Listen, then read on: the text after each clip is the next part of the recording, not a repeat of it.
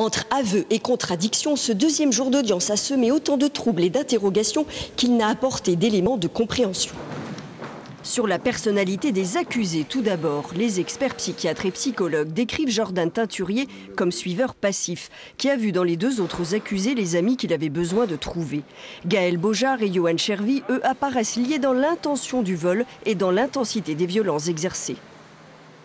Je pense que c'est plus au gré de ces journées qui défilent, qui sont finalement très vides, où il ne se passe pas grand-chose, puisque très oisives, effectivement, eh bien, c'est un peu ce qu'ils disent les uns les autres. Ils se donnent rendez-vous. L'occasion faisant de larron, Bernard se présente sur son quad et il s'ensuit ce qu'il s'est passé.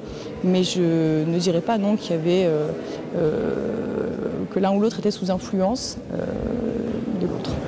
Reste le mobile. Pourquoi cette agression? Pourquoi Claude Bernard? Gaël Bojar le connaissait depuis son arrivée à Bellac 3 mois avant les faits. Et deux rumeurs circulaient dans le quartier du Bois-Joli. Il avait de l'argent et il avait d'étranges mœurs avec de jeunes garçons.